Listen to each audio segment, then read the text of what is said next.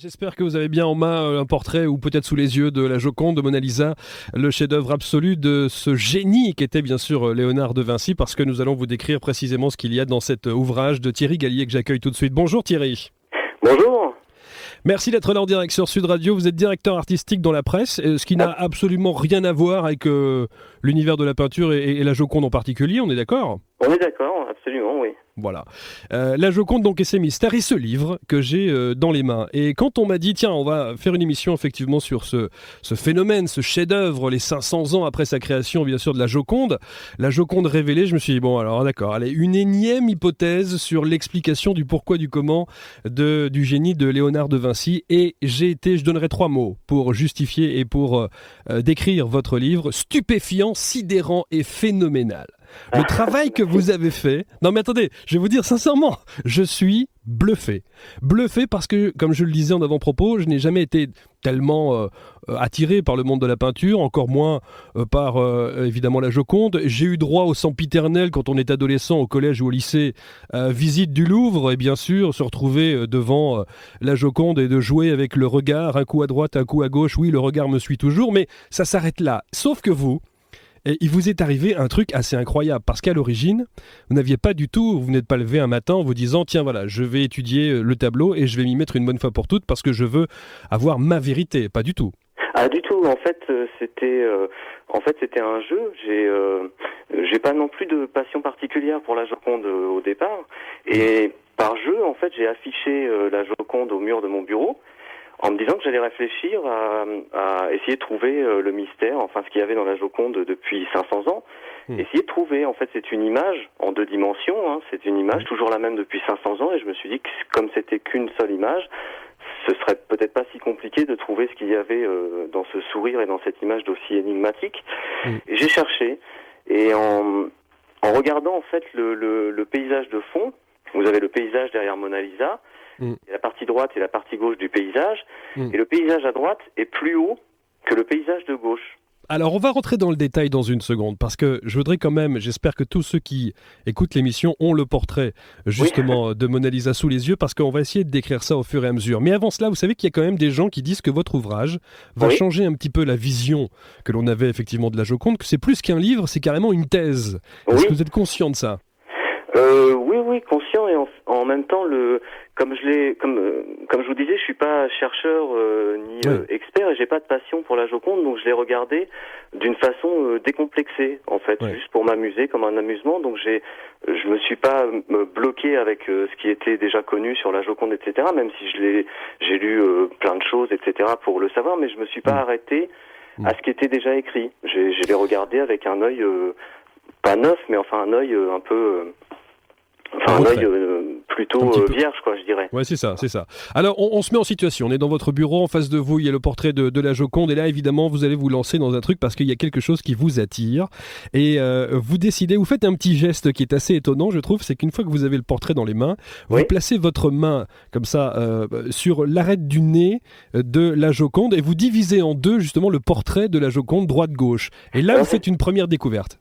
Voilà, c'est ça, c'est-à-dire que comme le paysage n'est pas raccord et que quand vous regardez le visage, la partie gauche, quand on regarde, pas sa gauche, sa partie droite à elle, mais la partie gauche du visage quand on regarde, la partie gauche du visage est légèrement plus cabossée. C'est léger, c'est très léger, mais il y a des petites bosses, Et en fait, ce paysage qui n'était pas raccord, plus cette différence dans le visage, effectivement, j'avais une photo de la Joconde sur mon bureau, j'ai posé la main sur l'arête du nez, et j'ai basculé ma main, en fait, comme vous voyez, une porte de saloon, une porte basculante. Exact, absolument. J'ai vu qu'à droite et à gauche, le visage n'était pas le même. C'est pas le même. Donc ça veut dire que ça n'est pas la même femme. C'est la même personne, c'est Mona Lisa, mais à 2 âges différents, c'est-à-dire qu'entre la partie droite du visage et la partie gauche du visage, il y a à peu près 5 ans d'écart. Non seulement il y a une différence d'âge, mais il y a aussi une différence d'âme, enfin d'état d'esprit. C'est-à-dire qu'à droite, elle est souriante, elle est plutôt sereine. À gauche, c'est un sourire un peu plus triste. Elle est un peu abattue, elle est un peu triste, etc. Et je me suis dit, c'est pas la même. Donc j'ai pris une règle, un cutter, j'ai coupé dans le sens vertical le tableau en 2. Dans le sens vertical, au niveau, vous voyez, il y a une raie au milieu de ses cheveux. Absolument. J'ai coupé le tableau à ce niveau-là en 2. J'ai séparé les 2 parties. Et là, j'ai vu que c'était pas la même Mona Lisa. C'est-à-dire qu'il y a 5 ans d'écart entre la partie droite et la partie gauche. Voilà, 2 femmes, 2 corps, 2 émotions dans un même corps. C'est ça, c'est-à-dire qu'à droite, elle est sereine, elle est heureuse. Ouais. À gauche, elle est plutôt triste, elle a la tête qui rentre un petit peu dans les épaules, elle est un petit peu, les cheveux sont décoiffés. À droite, les cheveux sont très très bien coiffés, très droits, très raides. À gauche, les cheveux sont un peu emmêlés, etc. Il y a 5 ans d'écart entre la partie droite et la partie gauche. Et c'est, à mon avis, ce qui expliquerait le mystère du sourire de Mona Lisa. Ouais. Puisqu'on demande toujours si elle sourit ou si elle ne sourit pas, je dirais qu'elle sourit et elle ne sourit pas. À droite, elle sourit. À gauche, c'est un début de sourire, c'est un sourire un peu triste. Donc elle sourit, elle ne sourit pas. Et je crois que c'est ça qui crée le trouble dans le sourire de la Joconde. Bon, alors vous allez me dire, ceux qui nous écoutent nous disent, oui, bon, d'accord, ça c'est un premier état de fait, c'est une première analyse, mais vous allez voir qu'au fur et à mesure, la révélation, en tout cas la manière dont Léonard de Vinci aurait pu effectivement créer Mona Lisa, ce portrait de la Joconde, eh bien va se révéler complètement à Thierry Gallier. Et alors, vous avez une manière dans votre livre de décrire tout cela, c'est-à-dire qu'on se croirait dans un bon polar, quoi. C'est-à-dire qu'on vit avec vous heure par heure. Hein. Voilà, c'est-à-dire qu'en fait, livrer toutes ces découvertes, enfin avec les guillemets qu'il faut évidemment, mais livrer toutes ces découvertes brutes de décoffrage, ça n'avait pas vraiment de sens. Donc j'ai expliqué heure par heure les découvertes et dans l'ordre où je les ai trouvées en fait. J'ai expliqué ça heure par heure et c'est vrai que c'était une nuit d'insomnie, faut bien dire. C'était une nuit d'insomnie puisque quand j'ai trouvé ce truc de couper le tableau en deux et c'est impossible de trouver le sommeil.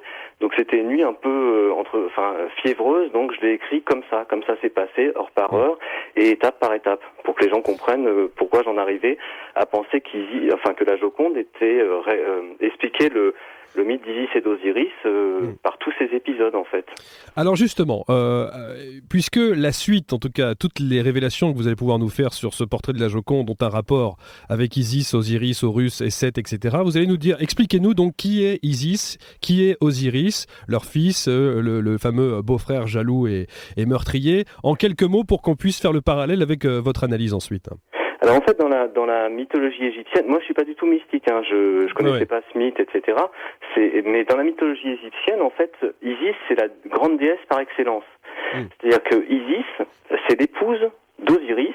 Elle se marie avec Osiris, qui est en même temps son frère, parce qu'en Égypte, ils se mariaient entre frères et sœurs. Le beau-frère, qui s'appelle Seth, S-E-T-H, est jaloux de cette union. D'accord. Donc il décide de tuer Osiris.